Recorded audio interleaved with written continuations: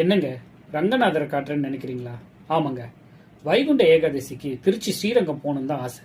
But என்னால் போக முடியாதனால இங்கே மலேசியாவில் இருக்கிற ஸ்ரீரங்கநாதரை பார்க்க வந்துட்டேன்.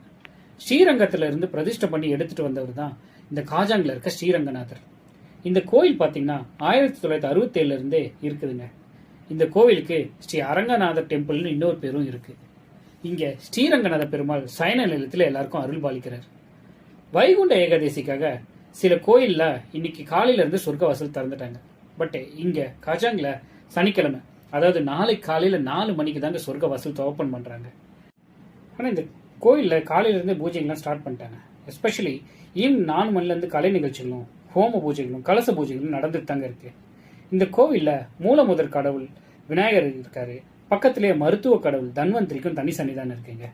இயற்கை சொல்லி காட்டுறதுக்காக இங்க அழகான கார்டனிங்கும் பண்ணியிருக்காங்க. இங்க பஞ்சமுக ஆஞ்சநேயரும் இருக்காரு. இந்த கோவில்ல விஷ்ணு சக்கரமும் 7 குதிரையில போகிற சூரிய பகவானோட உருவங்களும் வால்ல பதிச்சிருக்காங்க. பார்க்கவே ரொம்ப நல்லாவும் இருக்கு. அப்புறம் திருவிழா டைம் வந்துட்டா செமையா அசத்திடுவாங்க. இங்க ஏகாதசி, அஷ்டலட்சுமி பூஜை, பௌர்ணமிக்கு சிறப்பு பூஜைகளும் பண்றாங்க. அரங்கநாதருக்கு எதிர்க்கவே கருடரும் அவர் பக்கத்துல நரசிம்மரும் இருக்காருங்க.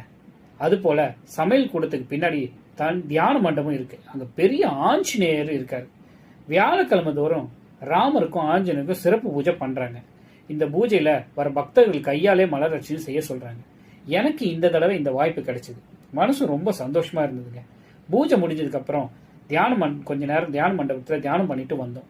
உங்களால முடிஞ்சா இந்த கோயிலுக்கு போயிட்டு வாங்க. கோயில் டீடைல்ஸ் எல்லாம் டிஸ்கிரிப்ஷன்ல கொடுத்துருக்கேன், மறக்காம போயிட்டு வாங்க. மீண்டும் அடுத்த வீடியோல வேற ஒரு கோயிலோட உங்களை சந்திக்கலாம். பாய்.